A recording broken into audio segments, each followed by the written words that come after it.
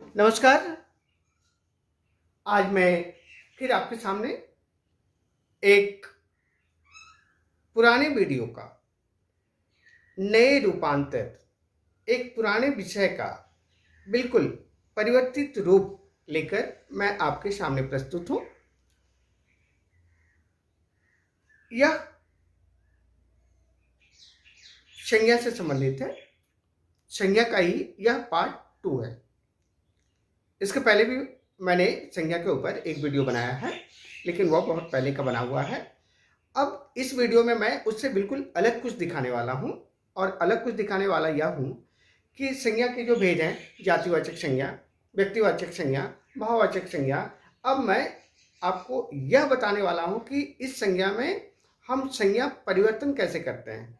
मतलब जातिवाचक संज्ञा का व्यक्तिवाचक संज्ञा में प्रयोग, व्यक्तिवाचक संज्ञा का जातिवाचक संज्ञा में प्रयोग, भाववाचक संज्ञा का भी भाववाचक संज्ञा का जातिवाचक संज्ञा में प्रयोग, और फिर बहुत सारे शब्दों से भाववाचक संज्ञा तो बनते ही हैं, ये आप जानते ही हैं। तो ये जो परिवर्तन है, इसके अलावा मैं आपको इस वीडियो में बता रहा हूँ क्रियार्थक संज्ञा क्या होती है। तो यह वीडियो आपके लिए काम का हो सकता है अगर आप किसी कक्षा के विद्यार्थी हैं, या तो फिर किसी प्रतियोगी परीक्षाओं की तैयारी कर रहे हैं और आपका एक विषय उसमें हिंदी है। तो आप इस वीडियो को अंत तक देखते रहें, आपको अवश्य कुछ ना कुछ खास मिलेगा। हम लोग देख रहे हैं कि जातिवाचक संज्ञा का व्यक्तिवाचक संज्ञा में प्रयोग किस तरह से होता है। तो जैसा कि हम लोग जानते हैं कि वैसे संज्ञा शब्द जो अपनी पूरी जाति का बोध कराते हैं उसे हम लोग जातिवाचक संज्ञा कहते हैं, और वैसे संज्ञा शब्द जो किसी विशेष व्यक्ति, वस्तु या स्थान का बोध कराते हैं उसे हम लोग व्यक्तिवाचक संज्ञा कहते हैं। तो अब यहां देखिए, पंडित जी भारत के प्रथम प्रधानमंत्री थे। अब पंडित जी कहने से हम लोग क्या समझते हैं कि पूरी दुनिया के पंडित जी। तो इस तरह से ये शब्द जो है पंडित जी, ये हो रहा है जातिवाचक संज्ञा। देखिए, ये जातिवाचक संज्ञा में आ रहा है पंडित जी। लेकिन अब यहां देखिए, इस पूरे वाक्य को देखिए, पंडित जी भारत के प्रथम प्रधानमंत्री थे, यानी किसी एक खास व्यक्ति के विषय में बताया जा रहा है। तो यहाँ पंडित जी जो है विशेष करके पंडित जवाहरलाल नेहरू के विषय में कहा गया है। तो अब ये जातिवाचक शब्द होते हुए भी यहाँ व्यक्तिवाचक संज्ञा के रूप में प्रयुक्त हुआ है। तो उसी तरह से देखिए, नेताजी ने आजाद हिंद फौज बनाई थी। तो अब यहाँ नेताजी जो है, नेताजी का मतलब हुआ पूरा दुनिया में जितना नेता है सब। लेकिन यहाँ ऐसा नहीं है, यहाँ जो है सिर्फ एक व्यक्ति के लिए यह नेताजी प्रयुक्त हो रहा है, और उस नेताजी का नाम क्या है? सुभाष चंद्र बोस। तो अब यहां भी ये नेताजी शब्द जातिवाचक संज्ञा होते हुए भी व्यक्तिवाचक संज्ञा के रूप में प्रयुक्त हुआ है। अब उसी तरह से आप देख सकते हैं, महात्मा जी ने हमें सत्य और अहिंसा का पाठ पढ़ाया। महात्मा जी वैसे जातिवाचक संज्ञा है, लेकिन यहाँ जो है सिर्फ एक व्यक्ति, एक विशेष व्यक्ति के लिए प्रयुक्त हुआ है। तो वो विशेष व्यक्ति का नाम क्या है? मोहनदास करमचंद गांधी, जिसे हम लोग बापू जी भी कहते हैं। तो उस एक व्यक्ति के लिए महात्मा जी का प्रयोग होने के कारण ये महात्मा जी शब्द जो है जातिवाचक होते हुए भी यहाँ व्यक्तिवाचक के रूप में प्रयुक्त हुआ है। उसी तरह से अंतिम वाक्य भी ये आप देखिए, शास्त्री जी भारत के यशस्वी प्रधानमंत्री थे। अब शास्त्री जी का मतलब यहाँ क्या हो रहा है? लाल बहादुर शास्त्री। तो ये शास्त्री जी, महात्मा जी, नेताजी, पंडित जी, ये चारों शब्द यहाँ जो है जातिवाचक होते हुए भी व्यक्तिवाचक के रूप में प्रयुक्त हुए हैं। यानी जातिवाचक संज्ञा शब्द का व्यक्तिवाचक संज्ञा के रूप में प्रयोग हुआ है।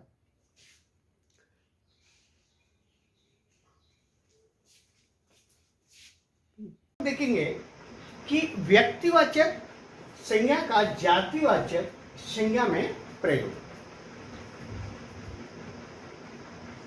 आज भी देश में रावणों की कमी नहीं है।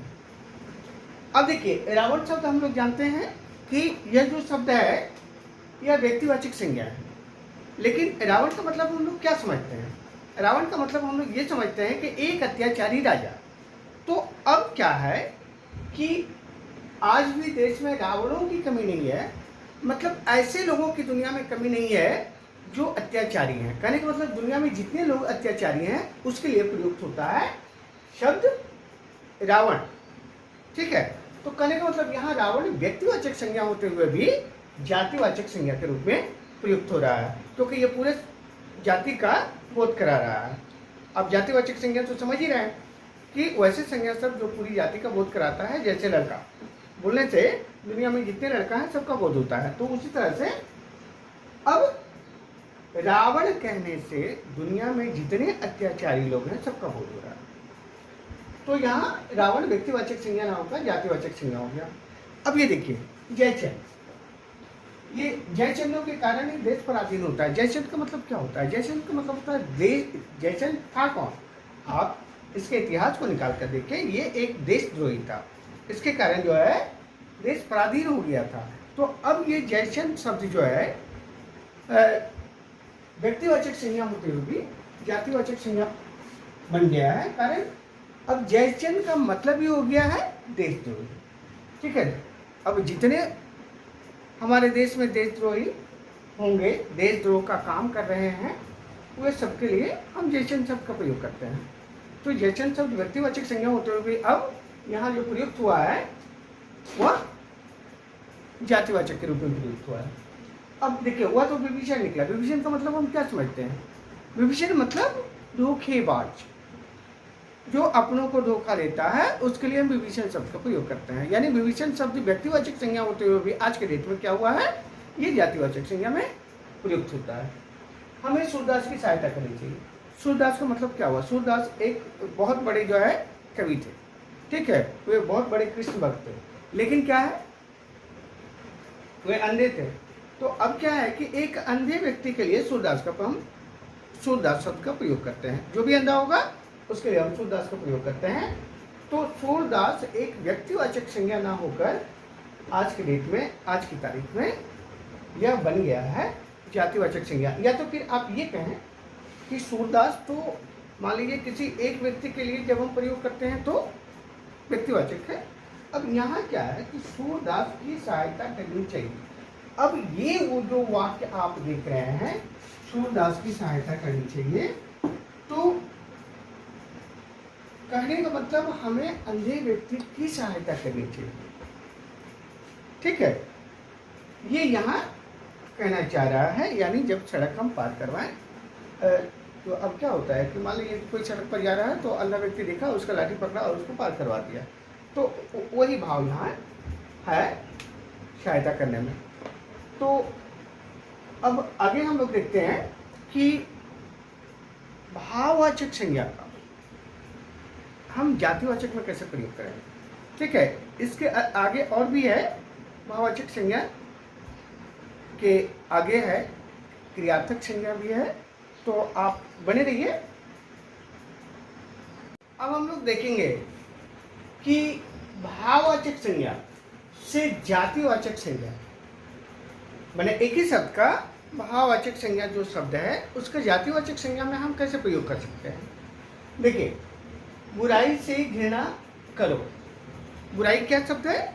ये भाववाचक संज्ञा शब्द है, ये भाववाचक संज्ञा शब्द है।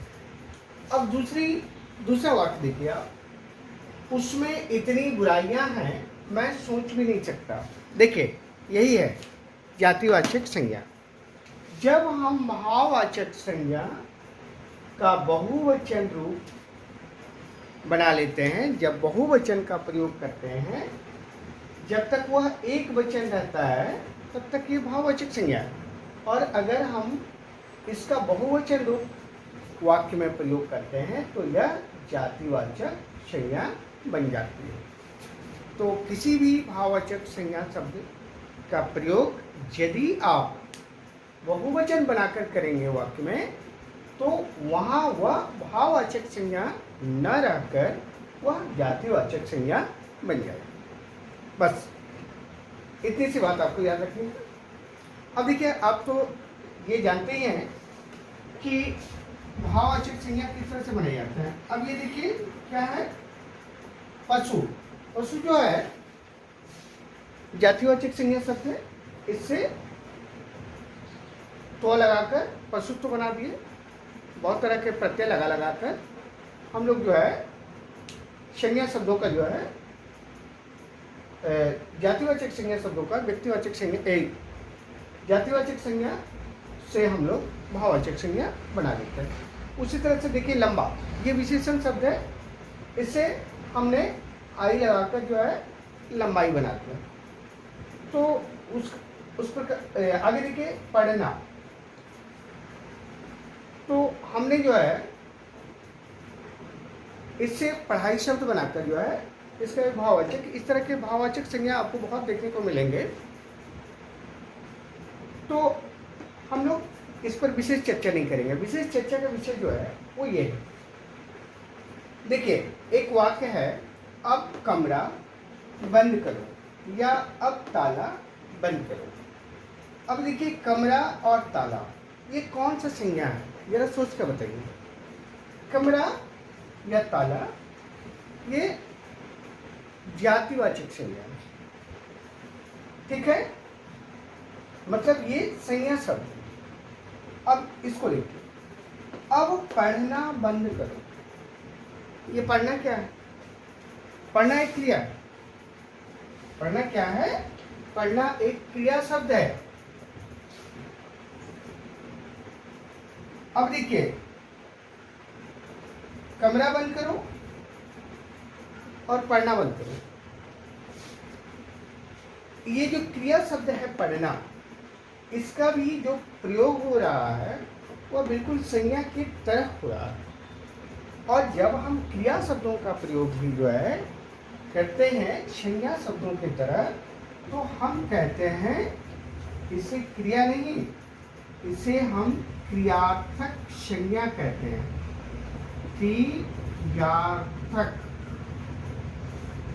क्रियार्थक संज्ञा। देखिए इसका प्रयोग, ये है क्रिया, इसका प्रयोग बिल्कुल संज्ञा के तरह हो रहा है। ये वाक्य मैंने आपको समझाने के लिए लिखा है यहाँ, ठीक है, कि यह जो है संज्ञा है, यह क्रिया है, और इस क्रिया का प्रयोग भी जो है बिल्कुल संज्ञा की तरह हो रहा है। इसलिए ये जो शब्द है यहाँ जो है इस वाक्य में क्रियार्थक संज्ञा कहलाता है। तो आज हमने बिल्कुल क्रिया मूल विषय हमने रखा, लेकिन इसके बावजूद भी हमने बताने का प्रयास किया कि किस तरह से संज्ञा में परिवर्तन होता है, जातिवाचक से व्यक्तिवाचक, व्यक्तिवाचक से जातिवाचक, भाववाचक से जातिवाचक। इसके अलावे आपने यहाँ देखा एक क्रियार्थक संज्ञा के विषय में कि क्रिया भी किस तरह से परिवर्तित हो जाता है संज्ञा में। तो आशा है यह वीडियो आपको पसंद आएगा। यदि वीडियो आपको पसंद आता है तो आप लाइक करें, और लाइक करने के साथ साथ जो है आप कमेंट लिखें, आप अपने कमेंट लिखें ताकि हमें पता चले कि आपको कैसा लगा। इसके साथ साथ आप इस बात का भी ध्यान रखें कि यदि आपने मेरे चैनल को अभी तक सब्सक्राइब नहीं किया है तो आप इसे सब्सक्राइब जरूर कर लें। बहुत बहुत धन्यवाद।